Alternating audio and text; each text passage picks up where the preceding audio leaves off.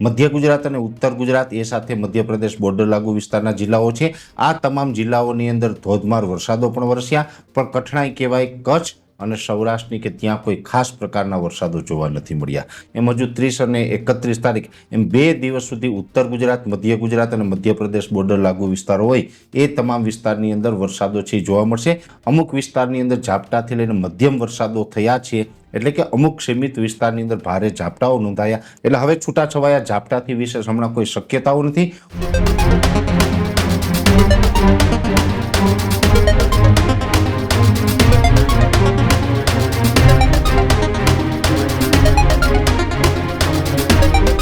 नमस्कार मित्रों, खास કરીને હાલનો વરસાદ અને આવનારા દિવસમાં કેટલા દિવસ વરસાદ ચાલુ રહેશે તે વિશેની સંપૂર્ણ માહિતી આપવાની છે। સૌપ્રથમ તો હું આપને એ જણાવી દઉં, હવે ખાસ કરીને વાત કરવાની છે વરસાદની, કેમ કે અમુક જગ્યાએ જળબંબાકારની સ્થિતિ છે તો અમુક જગ્યાએ ઓછા વરસાદો પણ છે અને અમુક જગ્યાએ બિલકુલ વરસાદ પણ નથી। આ પ્રકારની પરિસ્થિતિ છે એ રાજ્યના અલગ અલગ વિસ્તારોમાં જોવા મળી રહી છે। આપ સૌ જાણો છો કે અમે છેલ્લા ઘણા દિવસથી આપણે કહેતા આવ્યા છીએ એમ કે બંગાળની ખાડીની એક સિસ્ટમ આવશે, એ સિસ્ટમ આવી જેને કારણે મધ્ય ગુજરાત અને ઉત્તર ગુજરાત એ સાથે મધ્યપ્રદેશ બોર્ડર લાગુ વિસ્તારના જિલ્લાઓ છે। આ તમામ જિલ્લાઓની અંદર ધોધમાર વરસાદો પણ વરસ્યા, અનેક વિસ્તારની અંદર 8 થી 10 ઇંચ સુધી વરસાદ પણ વરસ્યા।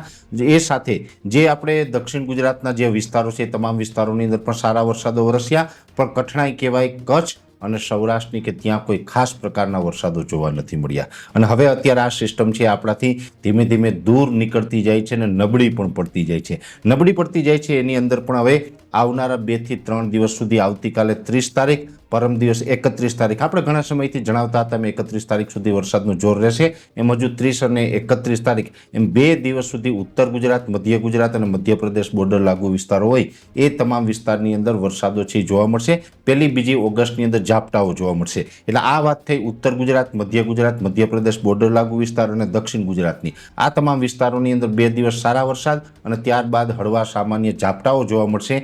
વાત છે કચ્છ અને સૌરાષ્ટ્રની। કચ્છની અંદર આ રાઉન્ડની અંદર કોઈ ખાસ પ્રકારનો લાભ મળ્યો નથી અને હવે આવનાર 2-3 દિવસ કદાચ છૂટાછવાયા ઝાપટાઓ પડે એનાથી વિશેષ કોઈ શક્યતાઓ દેખાતી નથી। બીજા નંબરની અંદર સૌરાષ્ટ્રની અંદર પણ અમુક વિસ્તારની અંદર ઝાપટાથી લઈને મધ્યમ વરસાદો થયા છે, એટલે કે અમુક સીમિત વિસ્તારની અંદર ભારે ઝાપટાઓ નોંધાયા। બાકી ઓલ ઓવર સૌરાષ્ટ્રની અંદર પણ છૂટાછવાયા હળવા સામાન્ય ઝાપટાઓ જ છે।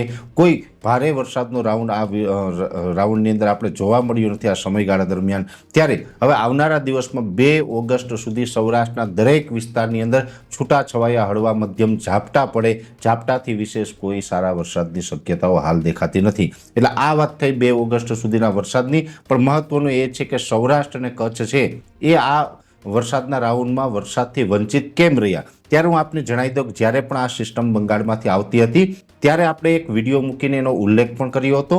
એ વિડીયો પણ આજની તારીખે આપણા યુટ્યુબ ઉપર છે। એની અંદર આપણે સ્પષ્ટ જણાવ્યું હતું કે આ જે સિસ્ટમ આવી રહી છે એના 2માંથી કોઈ એક ટ્રેક હોઈ શકે। કાં તો આ સિસ્ટમ છે એ દક્ષિણ ગુજરાત ઉપર થઈ, સૌરાષ્ટ્ર ઉપર થઈ અને પસાર થાય, અથવા તો આ સિસ્ટમ છે એ મધ્યપ્રદેશ બોર્ડર લાગુ વિસ્તાર થઈ મધ્ય ગુજરાત અને ઉત્તર ગુજરાતના ભાગોને અસર કરે તેવી શક્યતાઓ છે। એટલે જો સૌરાષ્ટ્ર અને દક્ષિણ ગુજરાતમાં ભારે વરસાદ પડશે તો ઉત્તર ગુજરાતમાં સામાન્ય ઝાપટાઓ પડશે, અને ઉત્તર ગુજરાત અને મધ્ય ગુજરાતમાં જો આ સિસ્ટમ જાય ને ત્યાં ભારે વરસાદ પડે તો સૌરાષ્ટ્રની અંદર વરસાદનું પ્રમાણ ઓછું રહી શકે છે, એવું આપણે એક વિડીયોની અંદર લગભગ આજથી 5-7 દિવસ પહેલાં જ જણાવી દીધું હતું। અને અંતે એવું જ થયું છે કે મધ્ય ગુજરાત, ઉત્તર ગુજરાતમાં આ સિસ્ટમ એ તરફ આગળ નીકળી, એને કારણે એ વિસ્તારોમાં ભારે વરસાદો થયા અને સૌરાષ્ટ્રમાં કોઈ વરસાદનો લાભ ન મળ્યો। એટલે હવે છૂટાછવાયા ઝાપટાથી વિશેષ હમણાં કોઈ શક્યતાઓ નથી। કોઈ ખેડૂત ભાઈનો પાક કદાચ વધારે સુકાતો હોય અને જો લાંબી રાહ જોઈ ન શકાય એમ હોય તો 2 ઓગસ્ટ પછી પિયત આપવું જોઈએ। 2 ઓગસ્ટ સુધી હજી આપણે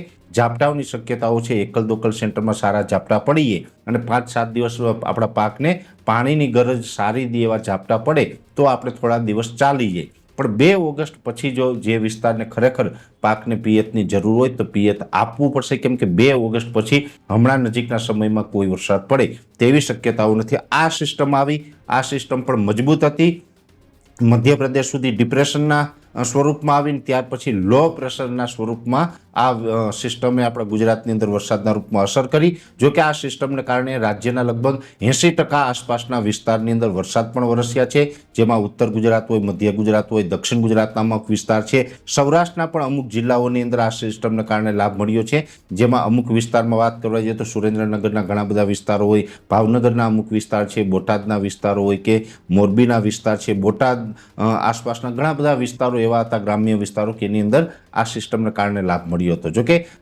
બોટાદ, ભાવનગર કે સુરેન્દ્રનગર, મોરબીની અંદર સાર્વત્રિક તમામ ગ્રામ્ય વિસ્તારને લાભ નથી, પણ સીમિત અમુક ગામડાઓને લાભ મળ્યો છે. એટલે આ પ્રકારની આખી પરિસ્થિતિ રહી છે. આગળ ઉપર હવે આપણે નવો રાઉન્ડ ક્યારે આવશે એની નેક્સ્ટ વિડીયોમાં વાત કરવામાં આવશે.